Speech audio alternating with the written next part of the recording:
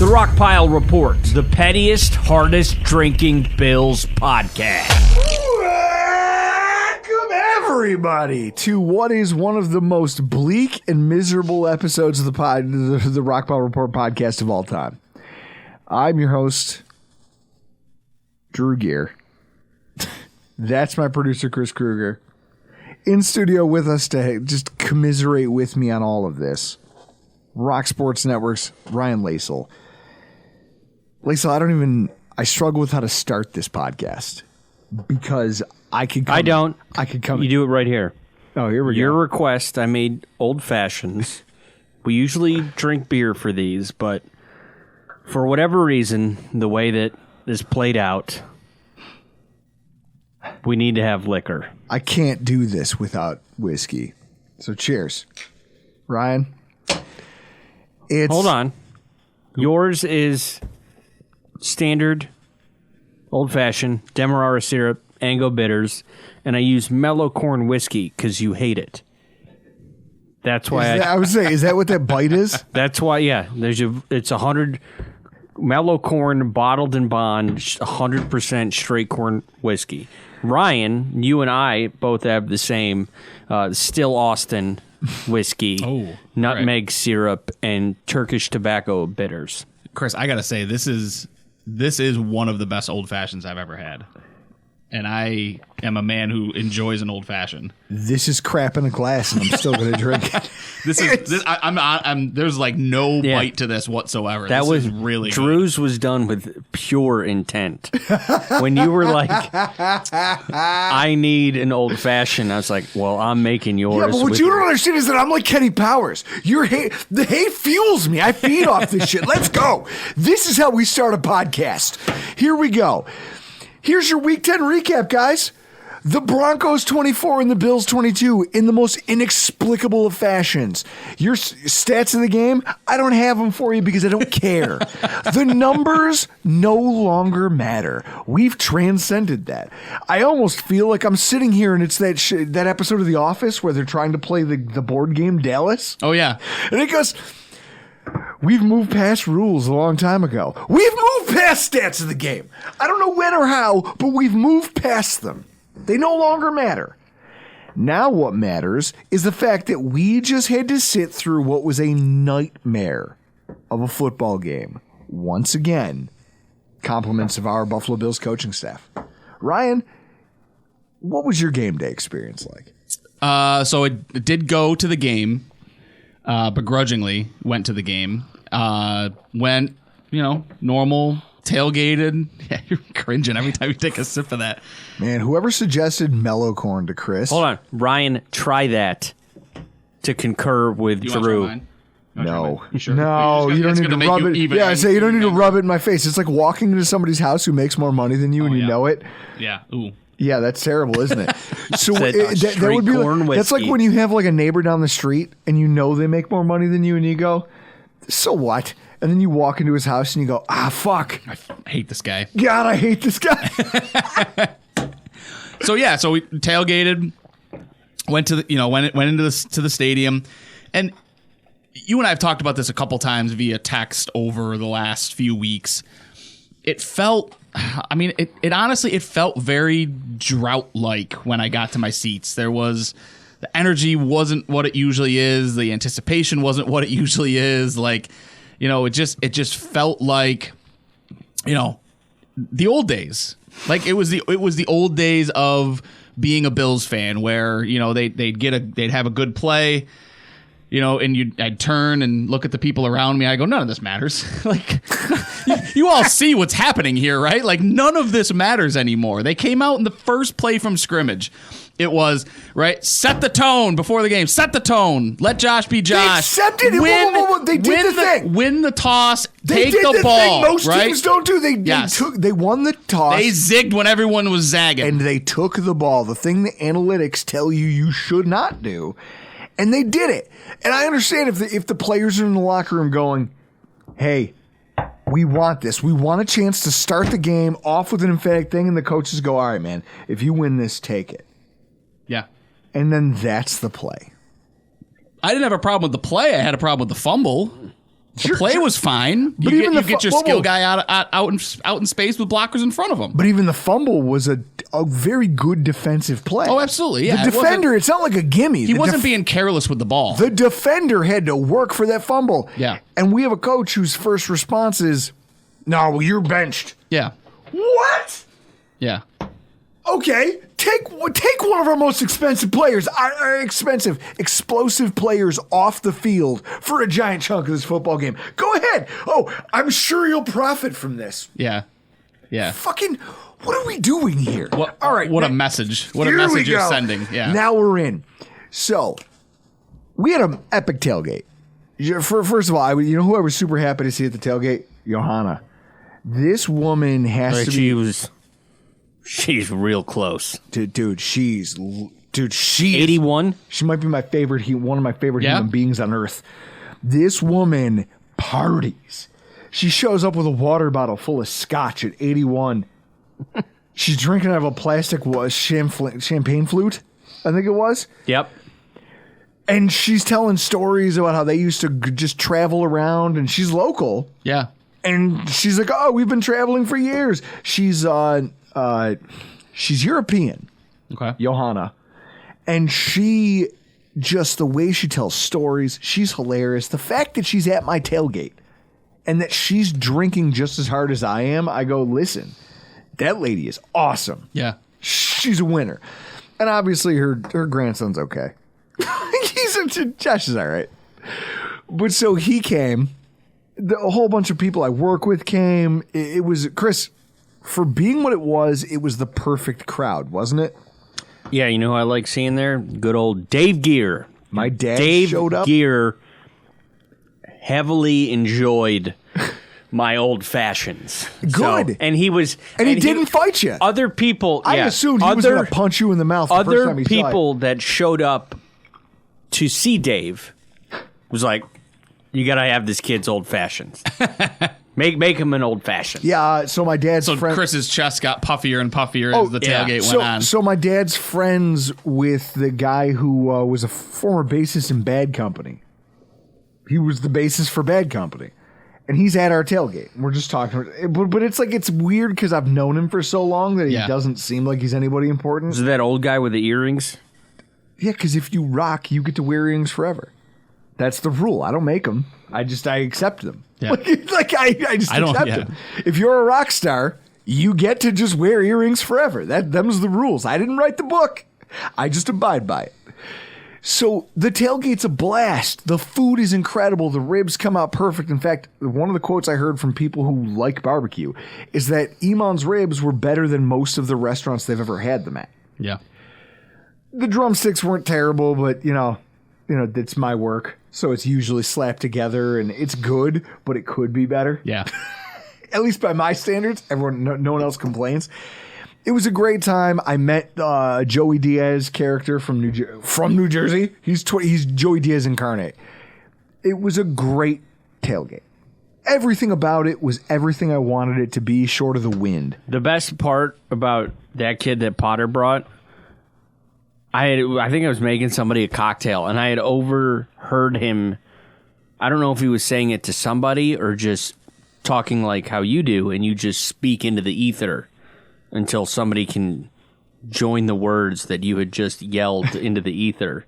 And he had complained about, because he was like in his mid-20s, and he complained about not being able to drink and watch a Jet playoff game. And I had to stop what I was doing. And I went over to him and leaned across the table, and I was like, hey, let me tell you something about, you want to talk about droughts and you haven't been able to drink for a Jet playoff game? I go, dude, let me tell you something. First kiss, virginity, marriage, divorced, all within our 17-year drought. So suck on that one, buddy. And then I went back to making a cocktail or doing whatever it is that I was doing. The tailgate was amazing, which was the complete inverse of the football game itself. Awful. So we roll in there, the fumble, then the interception, and then I just watch another punt, and I look at Chris. I go, "We're out of here. It's you and me in the truck. I'm leaving right now."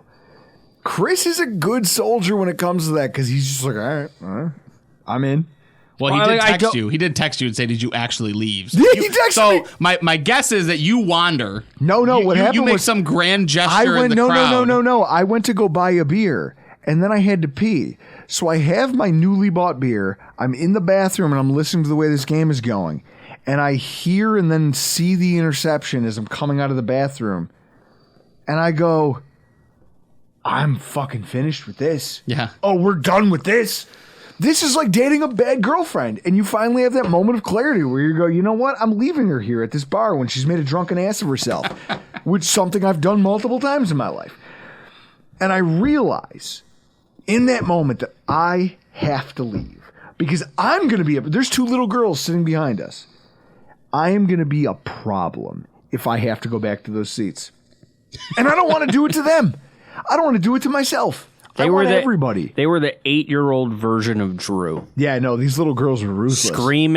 Screaming. One of them hit me like early on in like the pregame process, and the mother was like, "You apologize to that man." And the girl was like, "He's fine." And I laughed so hard. I was like, I am fine. That is funny though. That she's like, who gives a damn? He's 8 times my size. Yeah. It doesn't matter. None of this matters. None of this matters. All I can think of is for those of you who've ever watched Aqua Teen Hunger Force, all I can channel is my inner Carl Brutanolowski. It doesn't matter. None of this matters. Just none of this. None of this matters. So that's a theme of tonight's show. Yeah. None of this matters. None of this matters. So we storm out before Dalton Kincaid scores a touchdown. We hear it as we're leaving the stadium, as we're at the gates, walking past. Bum, bum, bum, bum, the Bills make me what? And everyone's cheering, and I'm like, fuck these guys. And then I get home and find out that it's 15. And I go, wait, 15-8? What did you do? What did you do? What could you have possibly done in the short time that I was in the truck? I was only driving trying for 20 to do minutes. math in your head. So you don't listen to the game. You weren't listening to the game. No. I think it was just me screaming in the truck while Chris sat there and tried to ignore me. You couldn't decide on a song, that's for sure. No, that's it. I kept looking for something that could express my inner anguish, and it turns out that, like Ron Burgundy. Did you guys remember that? I was Ron Burgundy. Again, this comes back. Ron Burgundy at the bar. When that guy, yeah. When he's doing his second rendition of Afternoon Delight, yeah, it's more depressing that time around, isn't it? So go home. I fall in on my wife. Chris is nice enough to help me unpack the truck before he leaves, which was a baller move. So I'm now here badgering my wife and realize I'm bothering her and I'm ruining her night. I'm going to the basement, but you know what I'm not doing is I'm not turning the game on. I'm going to sit down here in silence and just drink. And at a certain point, Larissa comes downstairs to check on me, to see if because she's a good wife, a great wife. Now the game is ended. Yeah. My phone is exploding, and I'm refusing to look at it. Text messages, phone calls. So what's going on in your head as texts and phone calls are going off? What are you thinking happened? Either I missed the best thing in the world, or this ended exactly the way I thought it was going to. Okay, fair enough. So I think it ended worse than we expected. Larissa comes downstairs, and I know it's bad because she comes downstairs slowly and looks, and she's just like, "You okay down here?"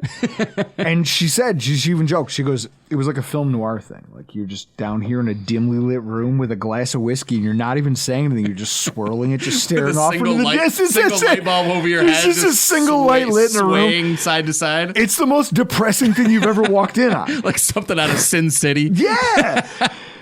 And I was just like, look, it is what it is. I don't care. I don't care about any of this anymore. Yeah. I'm dead inside. So she just goes upstairs. I proceed to drink my face off and wake up in the morning. Now I took the day off, not because I knew I was going to booze, but because I had a job to do. I had to paint a floor-to-ceiling fireplace. Painting bricks sucks. Yeah. Oh yeah. Yeah. Chris, you ever done it? No, I figured it would be easy for you because you're Puerto Rican and they're known painters. At least in Atlanta. It's porous and it's like it's not It even. sucks up the paint. Yeah. So you're even with like you roll the bricks, but then you're trying to brush in all of the gaps, and you're trying to seal it all with primer before you can even seal it with actual latex paint. Right. Did you cut your ear off after it? No. Van Gogh joke. I know it is. What an ass. No. I'm just saying, just in case, because you're 9 beers in a Manhattan deep, so I'm just making sure you're keeping up with Chris. But what happened was, I wake up. I'm the most hungover I've been in God knows how long. Like, this was a bad one. This one hurt.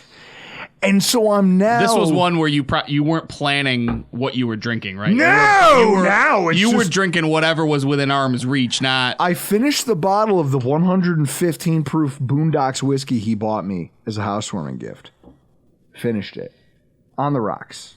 Not even... I think I drank that one neat because I ran out of ice and I was too lazy to go get more.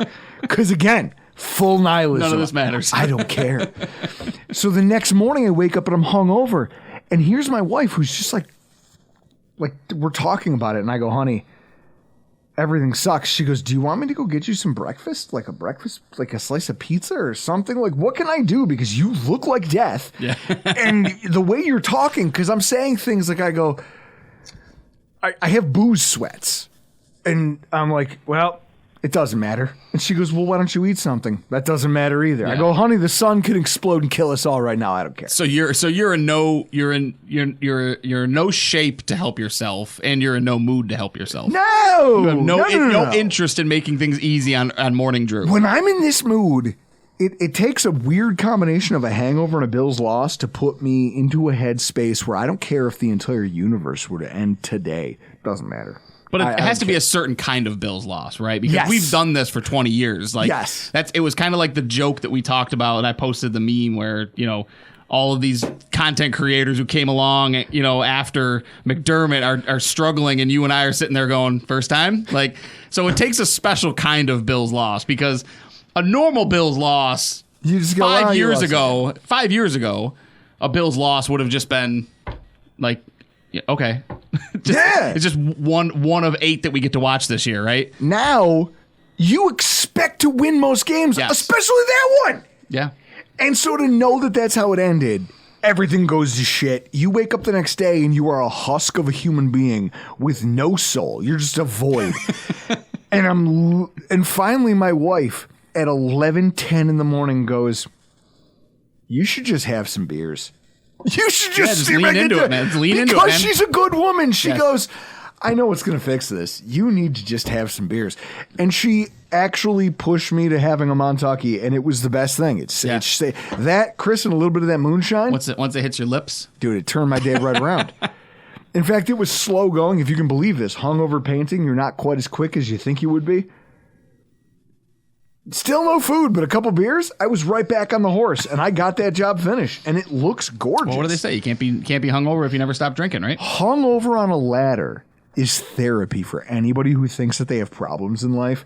Be hungover on a ladder painting for an hour. I was joking with my wife in the kitchen. I had the thought that if I had ever just instead of doing collections that eventually became accounts receivable, that eventually became a real financial profession,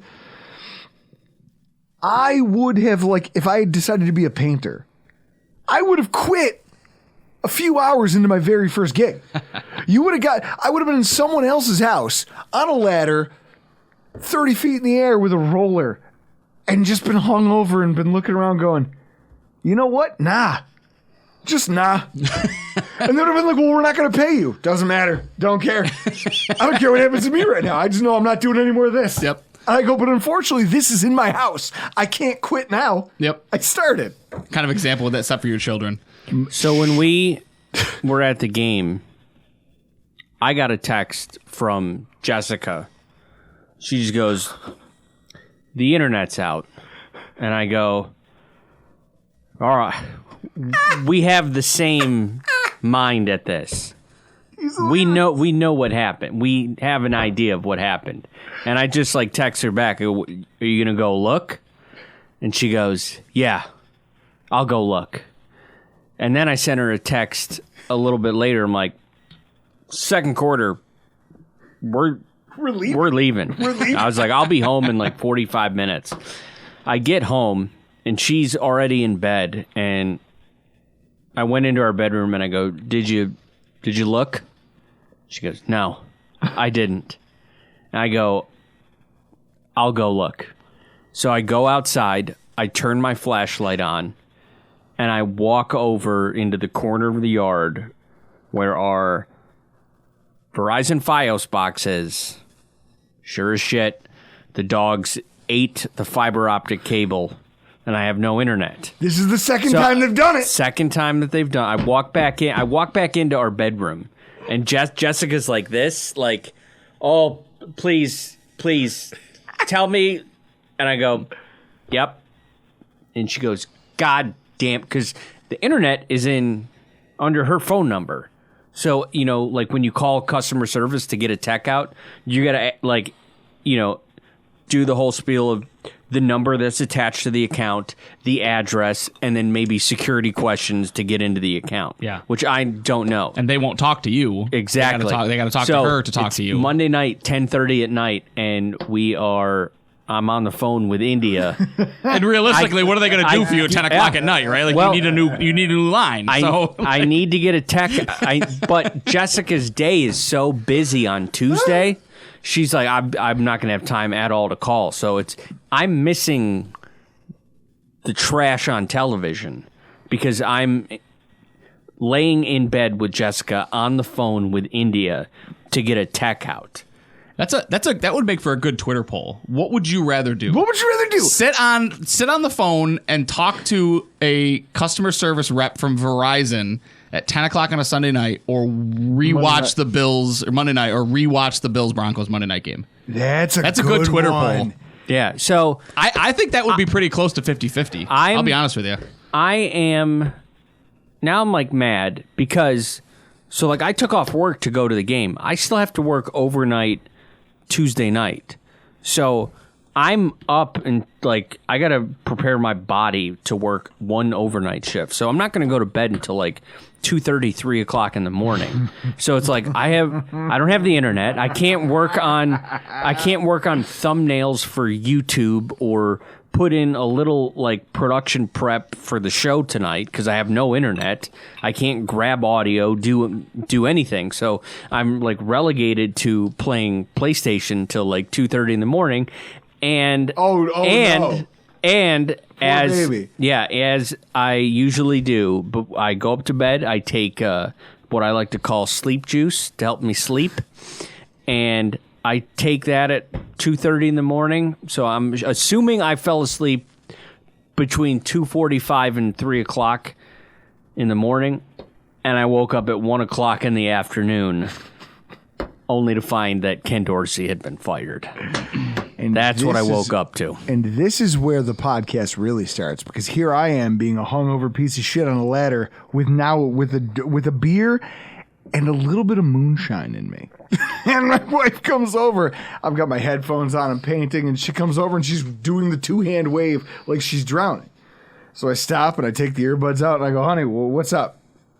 As I'm on top of an 8-foot ladder, and she goes, they fired Ken Dorsey. And I just went, ah! And put him back in and just went back to painting. And you've got notifications because I know I texted you. I know our group chats were blowing up. My phone was the farthest thing away from me that day, and it's exactly what I needed. It was a day of just shutting my brain off and painting a fucking wall. So as I'm working on it, she comes in with this oh my God.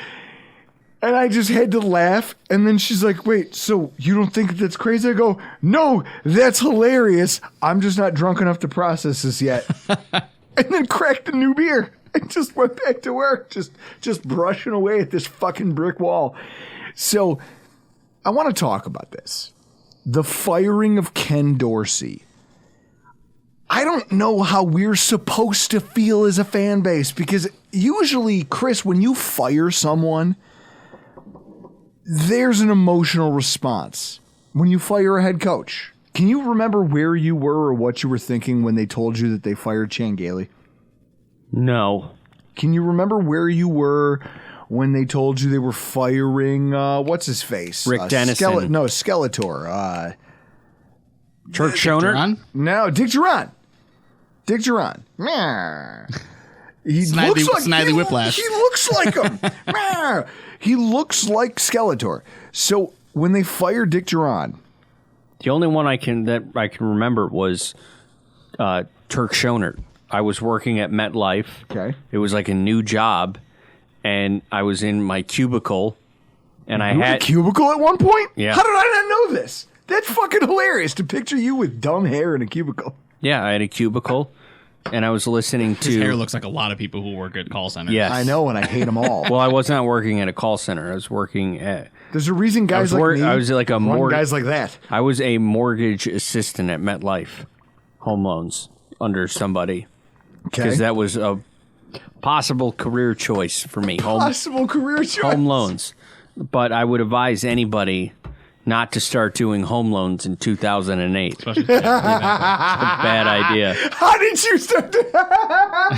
Well, I got my mom's boyfriend. My mom's boyfriend at the time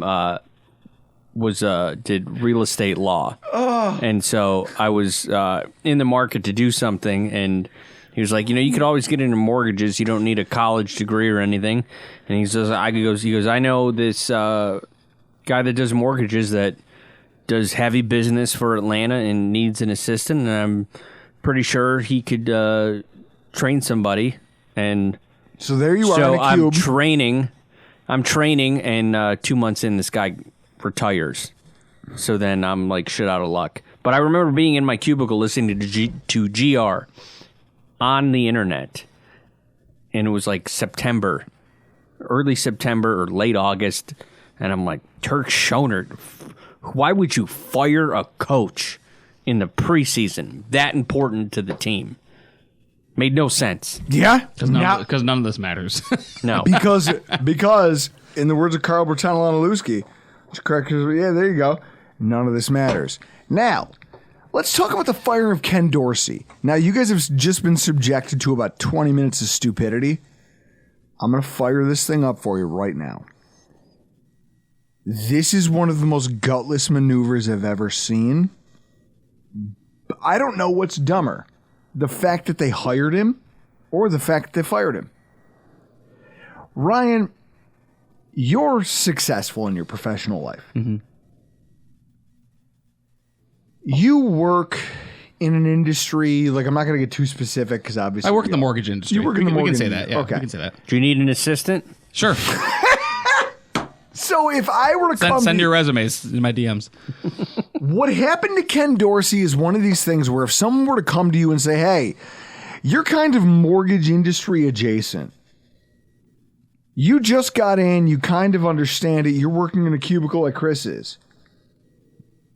Do you want to sit in the VP's office? Mm-hmm. And they go, of course I do. I want to be a director. Everyone wants to be a director. Yeah. So they open the office door and they let you move your shit in and you put all your stuff there. But that doesn't mean that you know how to do the job. Right. It just means that you've been given a title. Every offensive coordinator that's been here, Chris, had experience. Rick Dennison, even Sean McDermott was smart enough to pick in his infancy as a head coach. Sean McDermott was smart enough to pick Rick Dennison, who had prior offensive coordinator experience. Brian Daboll had years of offensive coordinating experience before he took the Buffalo job. He got Brady Quinned twice in the NFL over like a 6-year, 7-year span. So, when you hand the keys to a Ferrari to a 14-year-old, or in this case, a 12-year-old, how can you be mad at the outcome? Of course they don't understand how to shift. Of course they're going to burn out your clutch and maybe crash into something because they don't understand acceleration. This is what was always going to happen with a guy with no experience. And not just no experience, but no experience at any level. Yeah. That's the problem. Yeah, I mean it's the analogy of common workplace issues where just because you're really good at the job that you do doesn't mean that you should be the one managing the people doing it, right? Like Ken Dorsey, by all accounts, was a great quarterbacks coach. He was a great college quarterback, a subpar NFL quarterback. Again, by all accounts, a great quarterbacks coach in the NFL. But just because you're a great position coach doesn't mean you're going to be a great coordinator. Sean McDermott, just because you're a great defensive coordinator doesn't mean you're going to be a great head coach. Brian Daboll, just because you're a great offensive coordinator doesn't mean you're going to be a great head coach, right? You're right. Like this is a fundamental issue with, and it's not just the Buffalo Bills, it's not just the NFL. It's a fundamental issue in business where it's like that person's been doing job A. Job A reports to job B, so that person by transitive property will be great at job B, right? Like it doesn't work that way. You have to hire somebody who knows what the hell they're doing. If you have a Josh Allen, you have an offense that's capable of going toe-to-toe with the best offense that we've ever seen in the Kansas City Chiefs, led by Andy Reid. You've got a quarterback and an offense that went toe-to-toe, was better than the Kansas City Chiefs 2 years ago. Pissed it away. And you hand the keys to someone with no experience under the guise of he was the quarterback's coach. He learned from the offensive coordinator that did that. It's the same thing with Josh Allen, where in his press conferences, they asked him after the Broncos game, do you still have confidence in this offense? His answer was yes. The question was why? His answer was because we've done it before. Right? So like because you've done it before doesn't mean you can do it again. That's not an answer that's grounded in reality. That's it. What that is, that's every fan out there who's going, well, the Bills will just figure this out. We're still a playoff contender.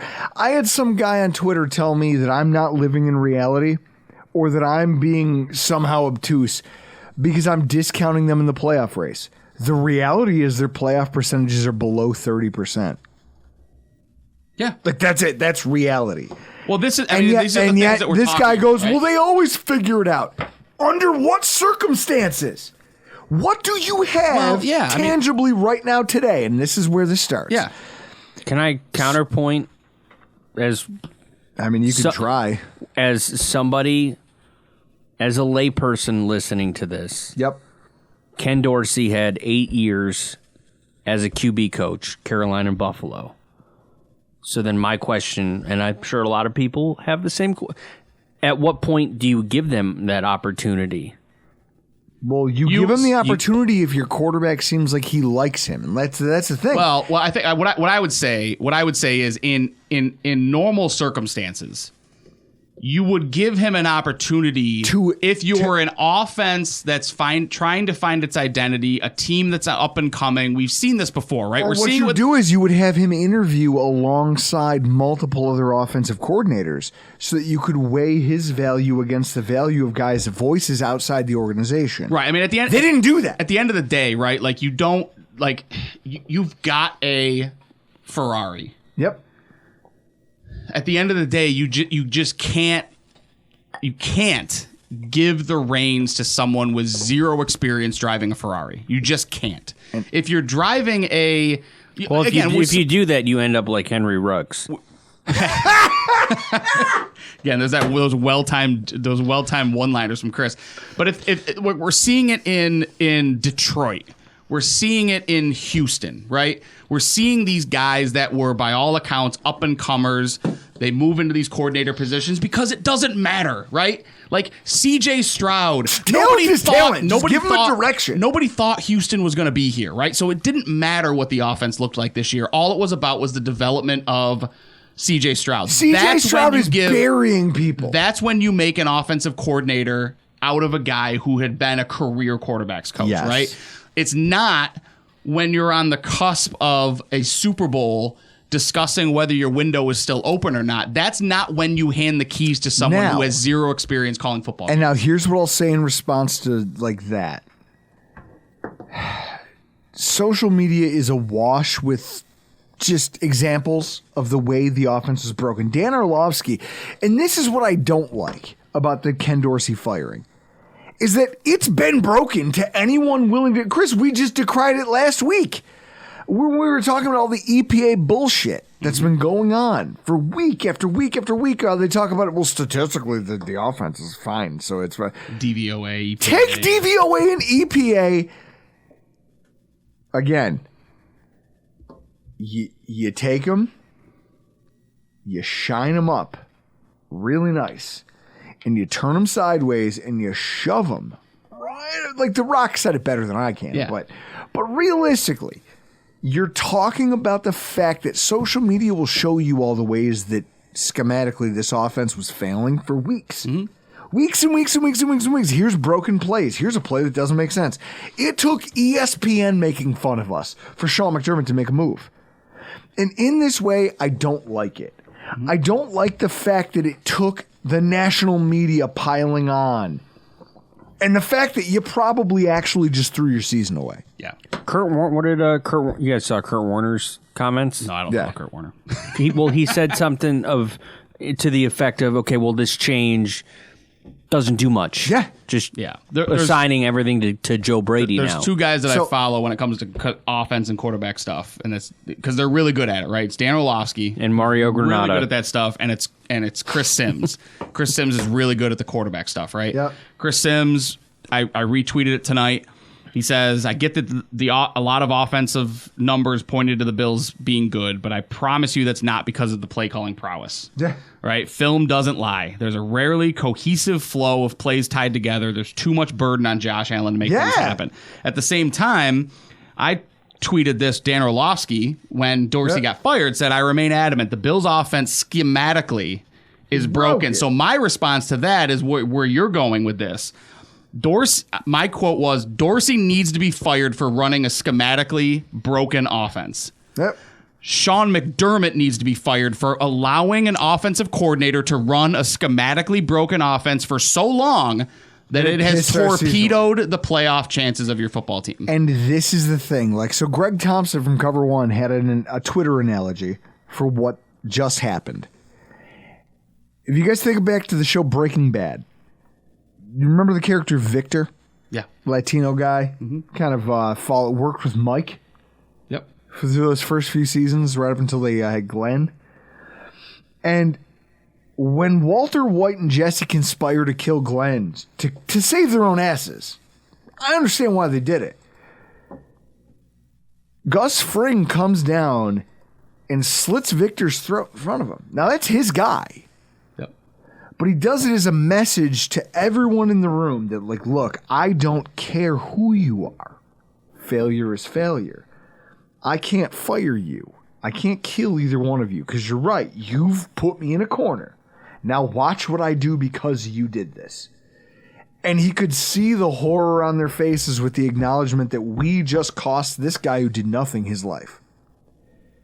And his theory was this was a firing to send a message to Josh Allen. I don't think it is. Yeah, I would push back on that because that assumes, I think, because in that analogy, we're going to use the same analogy, right? Let's stick with Breaking Bad. Gus Fring was still in control, right? Yes. At the end of the day, if Gus Fring wanted to, he could have killed. Yeah, he could have killed everybody and just gone and gotten more meth cooks. So what that analogy puts out is that Sean McDermott is still the guy in control and the guy, and there is zero indication that Sean McDermott is in any kind of control of this organization. Right up to 2020, I would have believed you. Yeah, not after that. No, that 17 now runs the organization. What this, and again, I'm going to go back to the business world because that's the world that you and I operate in. What this equates to me is I have someone who works under me who is okay at their job. They have some problems, but at the end of the day, you could argue that they've maybe cost us a couple of clients. Maybe they've made some mistakes that weren't really great, right? On paper, they do their job that they're supposed to do. They hit their numbers. But they're not excelling at their job, right? We lose a client. My boss comes to me and says, what the F just happened? what are you doing with my organization? What are you doing with your department? If something has to change, fix it, or I'm going to fix it. So I go to that person who's, the lowest performing member of my team. Again, not necessarily doing anything wrong, but I get rid of them and I go to my boss and go, hey, I found the problem. Root cause analysis.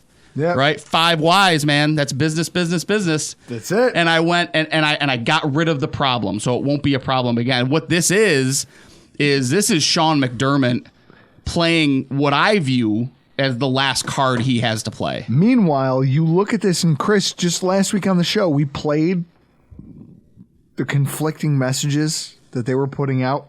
Yep. We played the audio. It's clear they were never on the same page. No. So now this isn't a thing of like, oh, well, that's just a guy who can't do his job. What this is a guy who Sean McDermott allowed to do a job poorly for a very long time. And now we need to talk about his accountability. Like Sean McDermott, accountability, and just other Bills problems. I got into an interesting back and forth on Twitter in the immediacy of the final gun of the game with Aaron Cromer's daughter. Yeah, I saw that. Aaron Cromer's daughter took to Twitter, or the Bills' offensive line coach. She's an adult. Right? She's an adult. Let's preface that with she's you're an not adult. arguing This with a isn't 12-year-old child. Yeah. Right? Although I'd fight a kid. Yeah. Not physically. You were ready to fight the one behind you, right? The 8-year-old behind you? No. In fact, if anything, I respected her moxie.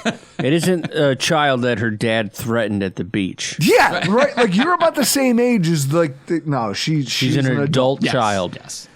Which so she's tweet deleted, though. Of course it is. But listen, the internet's forever. I have it screenshotted because I tweeted You sent it to me, so I have it. I tweeted her the Ron Swanson thing of "Don't sass me," because she's like, Bills Mafia. All I hear about it from Bills Mafia is that you guys are loyal, but there's a lot of gross stuff on Twitter tonight. Blah blah blah blah blah blah blah.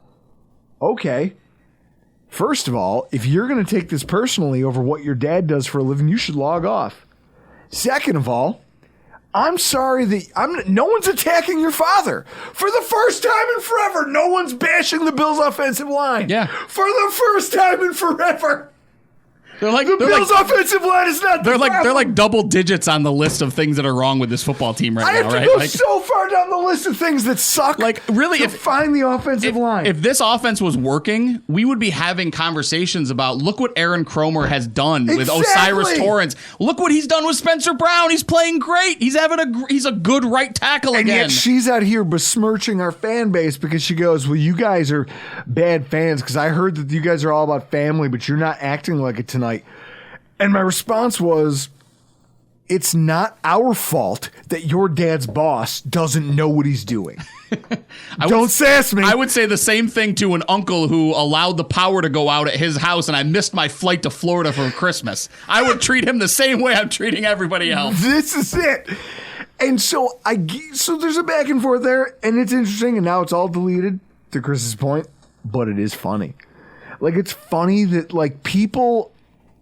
The fact that she feels the need to take to social media after this game shows you the pressure that's building behind the scenes after every single one of these absurd losses. Yeah, because that doesn't come from nowhere, right? We've lost a dozen games. I went back through her timeline. She's never taken to Twitter to criticize the Bills. That comes from somewhere. And I talked about this. So she must be hearing something at home. I talked about this on the post game with Paul and Mario on hashtag. There's starting to be cracks in the foundation. Before we always marveled at how tight of a ship Bean and McDermott ran, right? Like there was never anything that came out of one Bills drive. There was never any trade rumors. There was never any free agent signings. Like these things all came out of nowhere because they ran such a tight ship. And now we're starting to see pinholes.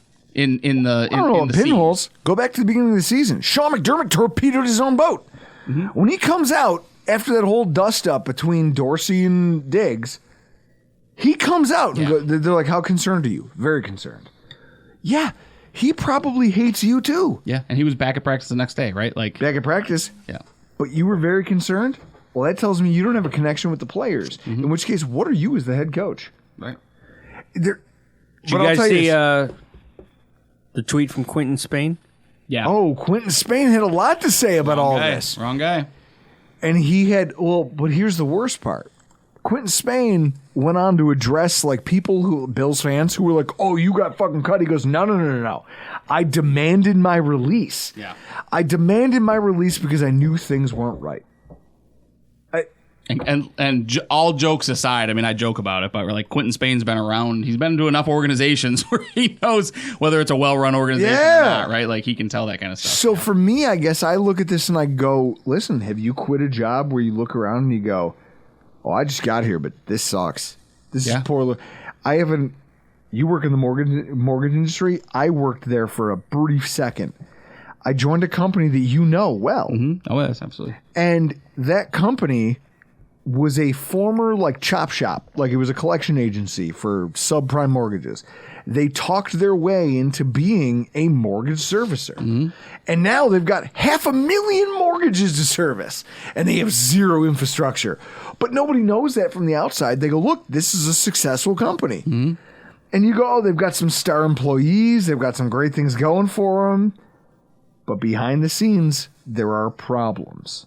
There's critical flaws in how you are structured, how you orchestrate things, how you coach, how you teach, how you, or like I said, how you just format your business. I got to see it firsthand. There was a guy named Kima. I'll never forget it. He comes to a meeting and just goes, what are we going to do with all these Chinese people? We didn't have a Mandarin translator, but we took on 500,000 mortgages. Mm-hmm. You don't think there's a single person there who might not speak English? Right. They didn't have the foundation. I worked there. Chris, remember you dropped a dip off at the front desk for me once. Oh, God, Ryan, did you ever hear this story?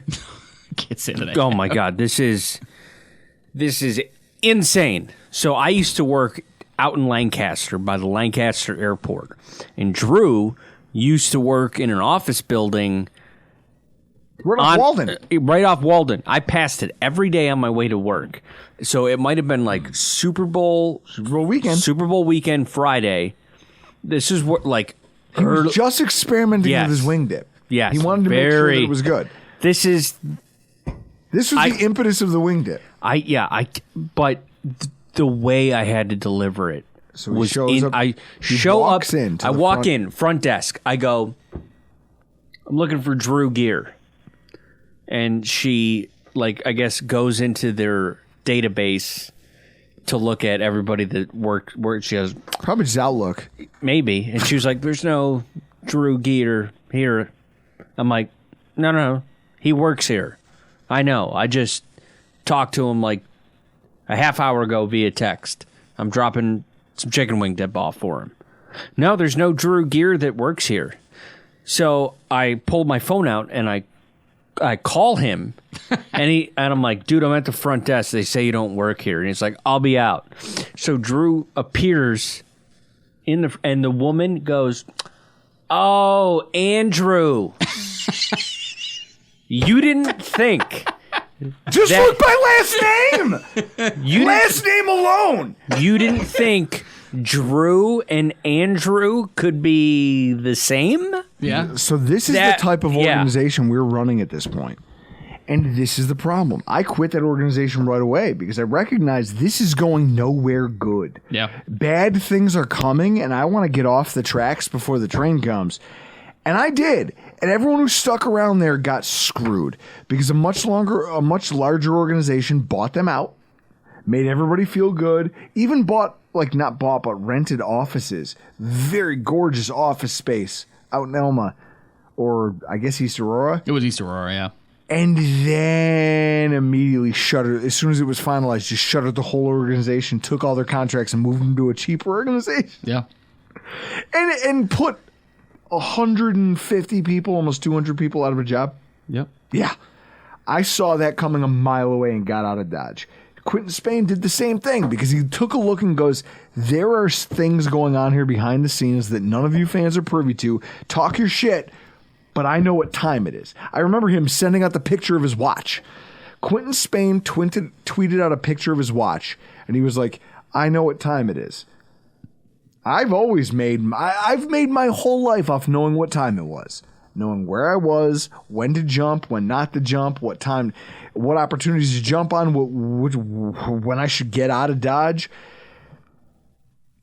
It sounds like he did the best thing he could for his career. Yeah. Was getting as far away from a team that was about to get railroaded as he could. Now, when you look at Sean McDermott, here's the thing I love about him. Actions speak louder than words. 2017, he fires offensive coordinator Rick Dennison after one season with the team. Chris, you know I hated him. Yeah. Okay? You also hated Daboll, so. Dennison's input helped him pull the trigger on starting Nathan Peterman. Yeah. But ultimately, it was his call. Yeah, And he sure, did sure. it, and he did own it. But that doesn't change the fact that it happened. Right. It also doesn't have anything to do with your decision to trade for Kelvin Benjamin. For the fuck all that did. Yep. 2021. You kind of force a failed offensive approach on your offensive coordinator until he literally threatens to just quit. Yeah. And then you lose a game to the Jaguars, and you go, fine. All right, call your offense. Well, that's... Yeah, right. Yep. And then they go back to just scoring points. But here's a question. Daboll wasn't to blame for the state of the offensive line and their inability to play power football. You didn't draft or build a power offensive line. So what made you think that you could just pivot to a new play calling style and then it would be sustainable? Mm-hmm. There's nothing that you did to promote the type of offense in 2021 that you were trying to shove down everyone's throat. Yep. And then, at the end of the season, right, promotes a first-time play caller rather than allowing holding an interview process. They go, nah, we've got our guy. He's in-house. It's fine. We don't need interviews. We don't need to talk to... They didn't even give Joe Brady a shot. Right. I bet you if you had interviewed, Joe Brady probably would have done better on a whiteboard than Ken Dorsey. Yeah. Oh, yeah. We know that now. They didn't even ask. Mm-hmm. I mean, you had a bunch of offensive coordinators on this staff, right? Like you could have given it to Mike Shula if you wanted a guy with experience. So is this how you would have asked to fill? Like, is this how you would have filled that vacancy? Being a manager, when you look at how managing people go, if you had a vacancy, you would hold auditions for a job. You always post. You wouldn't have just shoved a guy in there because your quarterback says he likes him, right? Yep. Okay. 2022, Leslie Frazier separates from the team under... In fact, actually, it's probably worth noting before we go on. After 2021, Heath Farwell, special teams coordinator. We had a great special teams unit that year. Except for the non-squib kick with 13 Except seconds for the left. non-squib kick. Except I have it on good authority that there was an argument. Security couldn't leave from someone who I know because there were still people in the building. Went on till 1 o'clock in the morning. There was a very heated discussion going on in the building that security couldn't leave for. And then the next day, Heath Farwell was no longer a member of the Buffalo Bills, but he was never fired. Right. Like, Chris, your graphic for the left. YouTube thumbnail, Yeah. Yep. slightly flawed. Heath Farwell was not fired. And I want to make that clear to anybody who's listening to this. His contract His was not expired and they renewed. chose not to renew it. His contract was not renewed. Yeah, so he got fired. Or he quit. There was some trigger point where he did not return to the football team. Because keep in mind, if your contract expires, it's not necessarily that you got fired. It's entirely possible that you were presented with a new contract and you said no. So 2022, Leslie Frazier separates from the team under curious circumstances.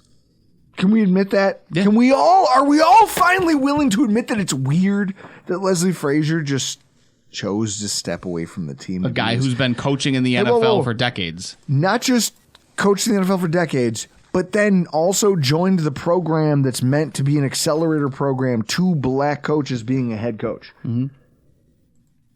Like, so you still have a passion to coach. You just don't want to be the Bills' defensive coordinator this year? Right. Because being a defensive coordinator isn't the stepping stone to getting a head coaching job, right? Being a coordinator, period. He took the blame for that defensive game plan against Cincinnati. But the offense offered zero support. Mm-hmm. And that was allowed. That was just shrugged at.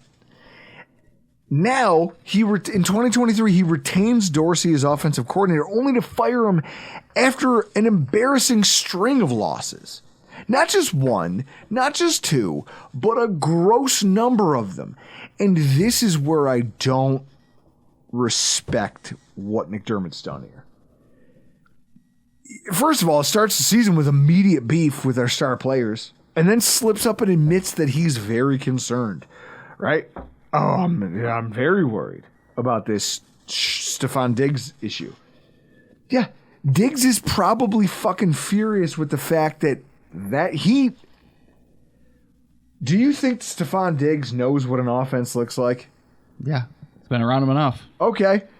So do you think he knows what a fucking rube looks like when he sees one? Oh, yeah, he's been around enough.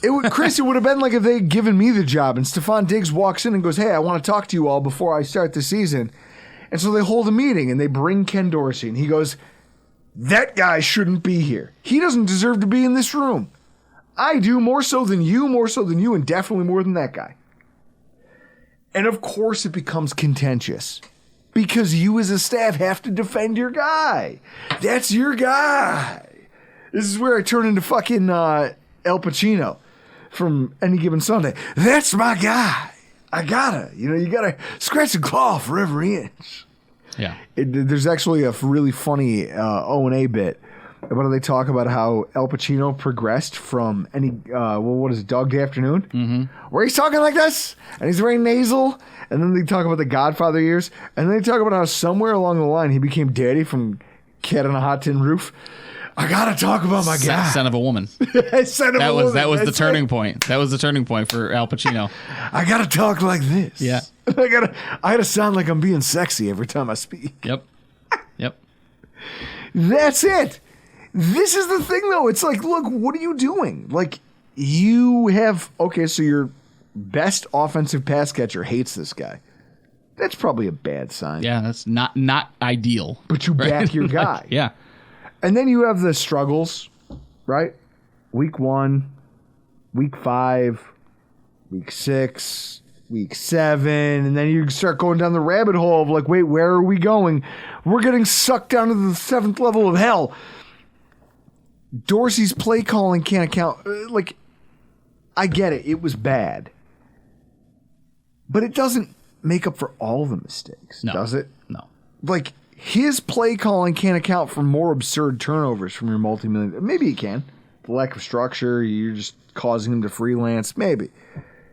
How about confusing decisions on when to blitz from a defensive coordinator / head coach? How about a ridiculous lack of focus by our special teams unit in one of the most critical moments of all time? By a head coach who prides himself on detail-oriented. We gotta have special teams, guys.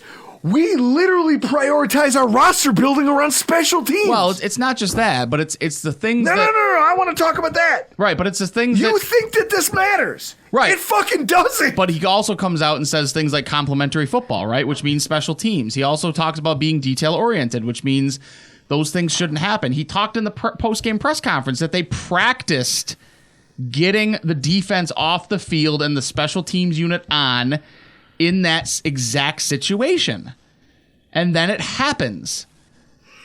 So it's these... So either then you're bad at having your team practice a scenario, or everyone you've brought on is terrible at special teams. Yeah. Either way, they're both your fault. Well, yeah. I mean, and there's a lot of things, right? It's things that we've talked about. It's clock management. It's timeout management. It's challenging things. It's that you're not gonna win. It's challenging bad challenges. It's whatever else, right? But then what happens is it becomes that entire sequence becomes a microcosm of things that we've talked about McDermott struggling with. You call a timeout to force Denver to either kick or I'm going to call another timeout. but you've called a timeout. You've called another timeout. You know what's coming, right? You know what's coming. You know it's a kneel and it's a field goal unit. You've called a timeout and you know what's coming. Everyone in the stadium who watches that game knows what's coming. A kneel down and a field goal. So again, I reiterate, you know what's coming. You call a timeout. You've supposedly practiced it all week. And Allegedly. you still get caught with your pants down. Then you're bad. There at is your zero. job. There was no one to blame but the head coach in that scenario. And yet at the same time, he found a scapegoat. And whether or not it's because he's running the defense and he's too focused on the defense and he's not focused on the rest of the stuff, maybe it's just he's bad at his job, right? Like, that's entirely possible. But at a certain point, there's only so many people he can get rid of before it's you're firing the people that you've hired, telling me that they're the problem, but you were the one that hired them. Here's what I'll say, because I know we've gone long on a lot of this. Now, Chris is going to start crying soon. I don't care. I want to say this. McDermott is not a bad coach. He's not the worst coach in the NFL. We've watched decades of bad coaches run in and out of Buffalo. We've seen the Mike Mularkeys of the world, right? We've watched the Chan Galeys. We've watched every iteration of Smart Guy, Greg Williams. We've watched different coaches who were just bad head coaches come in and out of this city. Sean McDermott's not a bad head coach. He's also not a great one. Mm-hmm. Now, here's what I'll talk about.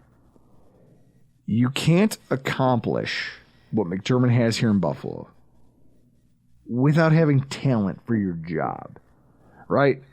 Like, you're talking about building a culture from nothing. You're talking about you're talking about being a perennial playoff contender. You're talking about being a perennial Super Bowl contender. We've never been talked about like this until Sean McDermott arrived. A lot of it's our quarterback. A lot of that is a lot of that credit by Vegas, by other places. They look at Josh Allen. They go, Josh Allen's a monster. He scores points at will. Mm-hmm. If you give him the tools, he has the tools. I don't know why you wouldn't. He absolutely would have a job somewhere else in 2024. Who's this, McDermott? McDermott. Yeah. If you were to fire him today, he'd be a defensive coordinator tomorrow. Oh, no. A head coach. Look at the number of teams that need a rudderless team that needs an identity and needs to rebuild their own culture. Carolina, Chicago, Atlanta, Tampa Bay, Vegas, the Chargers, the fucking Patriots could use a Sean McDermott. There's a million teams that could use what he has to sell. At the same time, it can also be true in the same breath that Sean McDermott is not the coach for this iteration now of what the Bills are. You can build something for Chris. It's like building a house. You can frame it, but are you a finisher? No. Okay, well then I need a finisher. Right. And I don't think you're it. I don't think you have the touch. I don't think you understand the nuances that are necessary not even from a roster perspective, from a roster management perspective. The fact that you benched James Cook. Now, we're going to talk about this in another podcast, but James Cook is one of the most explosive running backs in football. Statistically, it's been proven.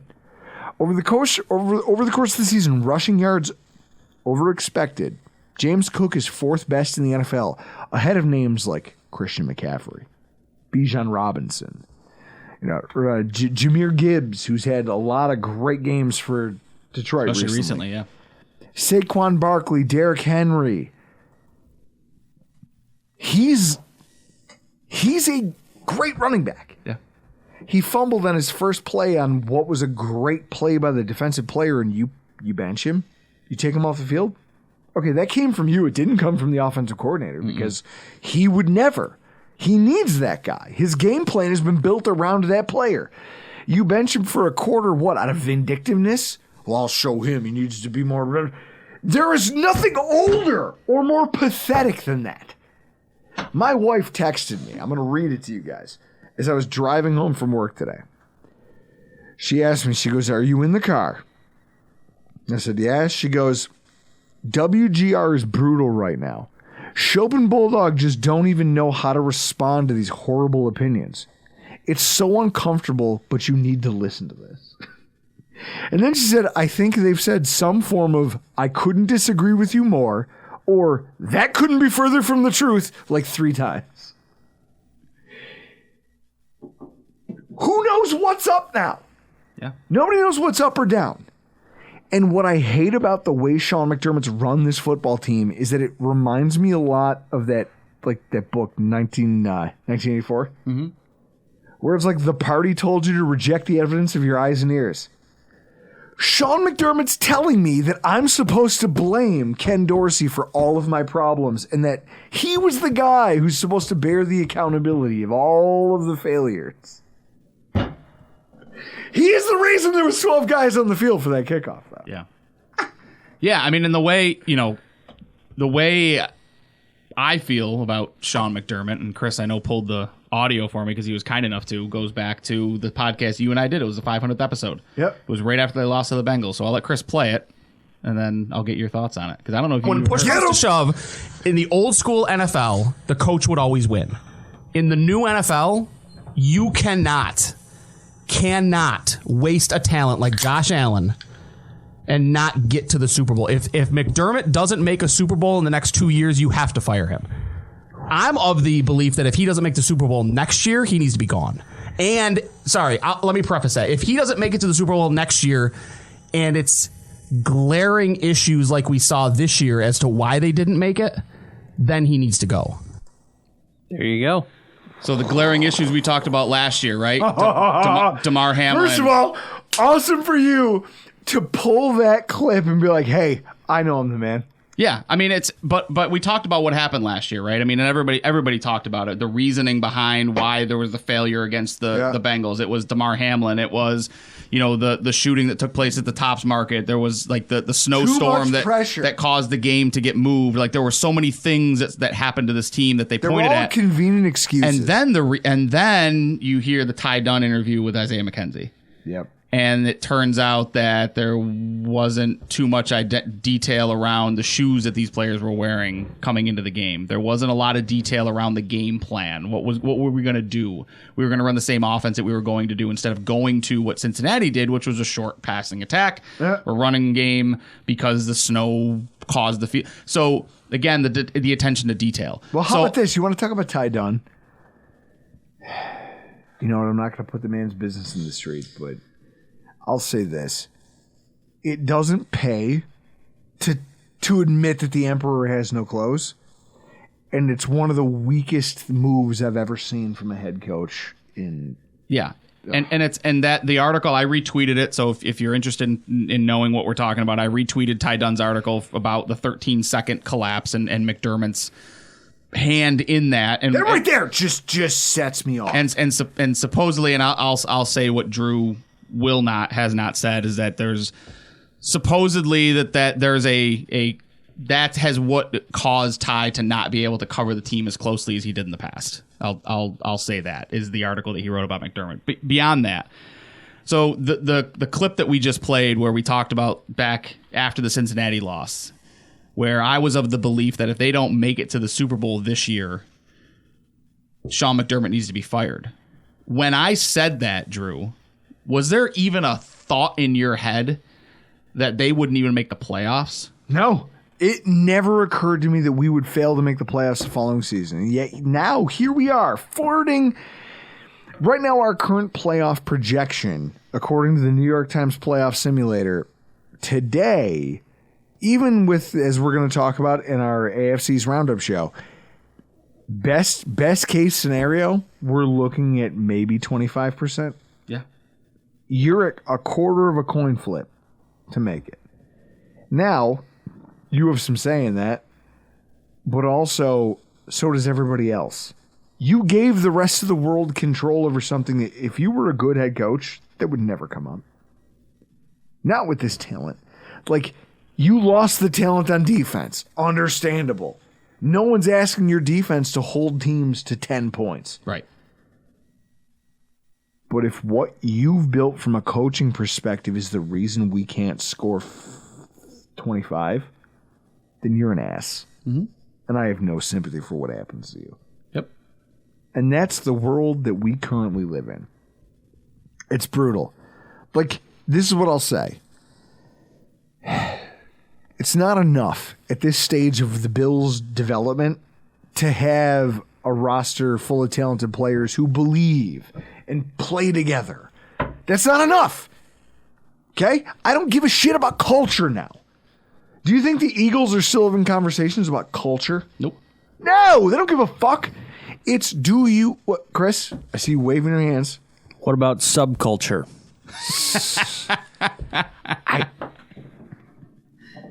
I'm drinking another beer now. You know what This is your fault. You know what that press conference was? That was when, again, you go in and you start just using all the fancy buzzwords. It's like when you graduate from college and you've learned all the buzzwords for the industry you want to work in. So you go into a job interview and you start using words that you don't really know the answer to, but you've heard people say it. So you're like, subculture of the culture, because it's the game's won in the margins. Like, it's all these things that don't really mean anything in the grand scheme of things. How many conference calls I've sat through where people talk about things like margin and, like, luckily not now. Like, now things are a little bit better for me professionally. But what I'll tell you is, in fact, they weren't bad. I didn't have to sit through calls back in the day. But the conversations you have with people where you talk about profit margin and you go, I don't think you understand what it is you're saying. This is just a term that you've been taught to throw around. Mm-hmm. That's it. And there's a million of them. And he's not alone. Sean McDermott's not the only coach spinning this bullshit out there. He's not. What I do know is that here's what I want out of a coach at this point in the game with the development of this roster. Right? This franchise has already picked its guys, right? Like, what's happening right now in New England? Like, if this hasn't already shown everybody, it isn't enough to have historical success. The shine wears off things very quickly in the NFL. It's a short memory league. The best thing I can think of is Doug Peterson. Doug Peterson...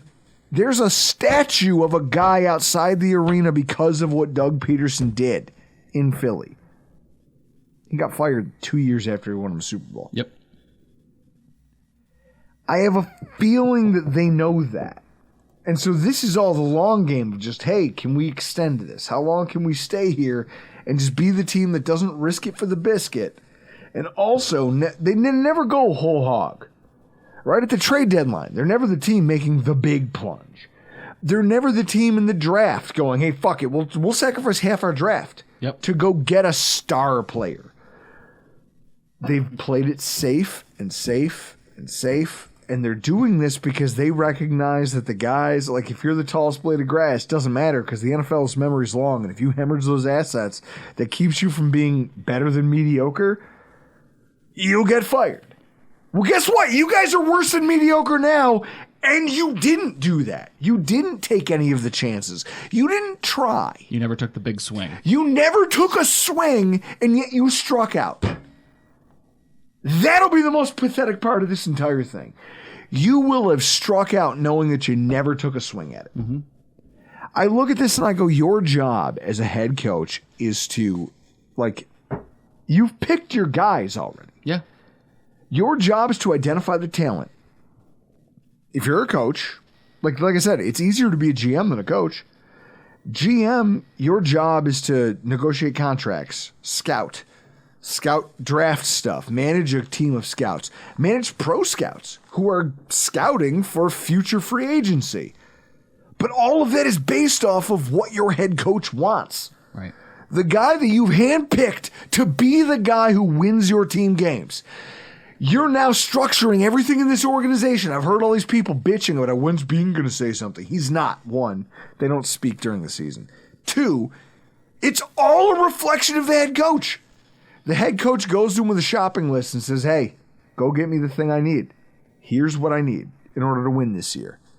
And the GM goes, okay, well, here's what we have in the budget. I can get you this. I can draft this, and then shift this money to free agency. We can do a balanced approach. We can put all of our money like we did with Von Miller into one signing and just hope the rest pan out. It's all up to what the head coach wants to be. So realistically, this is a guy who not only has to report to that guy and help him do his job, but then you think about it farther down. For our coordinators, that means having a winning science for X's and O's in place. But if you're the head coach, it means you have to pick the right people to put the X's and O's consistently in place and to build the chemistry on both sides of the ball and help him ID the talent that he needs in order to accomplish that. I look at this and I go, Poyer has no range. Look at that Broncos game. He gave up the most yardage of any defensive back on the roster. This has been a theme this season. It was a mistake to bring Poyer back. I'm willing to say it. I'm not trying to be insulting. The guy's been through a lot. He's been a warrior for the Bills. 100 games he's played for the team. But it was a mistake to bring him back this year and make him a starter. But you did it. Like, you look at that benching. That benching is stupid coaching. No offensive coordinator did that. You did that. You made that call. And if this staff doesn't believe any of that, then I just don't know what they're doing here anymore. From top to bottom, if you don't believe it. And while I can appreciate everything that Sean McDermott has done for this football team, the window here for us as a franchise, this current window, maybe they open another one somehow. But this one's closing. And it's looking more and more and more like the Norv Turner Chargers. Like, we're just here with a pretty good quarterback who doesn't have a lot of support from the coaching staff, and it's going to fizzle out. And then every passing season, it gets worse. It's ugly, and I hate it. And I don't know how far this goes. Chris, what happens if we miss the playoffs? Like, here we were going to talk about hero and zero. Like, I wanted to talk about Dalton Kincaid, but we're out of time. We spent way too much time just deriding this coaching staff. Dalton Kincaid's right now the 6th in the NFL in average separation. He's 3rd on the team in yards after the catch. But he leads all Bills pass catchers over the last 3 games. 197 yards and 2 touchdowns. Chris, give me that hero of the game drop. One time. Don't take it personally, all right? Franchise star players are a lot like Highlanders. There can only be one. There is only one Dalton Kincaid, and we fucking have him. And we're not, like, they're finally realizing that he should be let loose? Well, and he's doing exactly what they drafted him to do, right? Like, be the number 2 option on a great offense. The problem is that he's the number 2 option on an offense that can't get out of its own way. The zero drop, if I had to give one, is everybody. Everybody who believed in this, myself included. We all believed in Sean McDermott. We sat here like suckers. We signed up for season tickets. We continued to do the thing that we do, which is just blindly follow these guys. I had this team at 14-3 preseason. Yep. Of course you did, because you looked at it and you said, how can we lose to this shitty Broncos team? I had the first loss of the season I had coming against this Broncos team because I thought the Broncos were going to be better than they were last year. But I had them at 14 wins. Like, this is we've all been made to look stupid, but it's not our fault.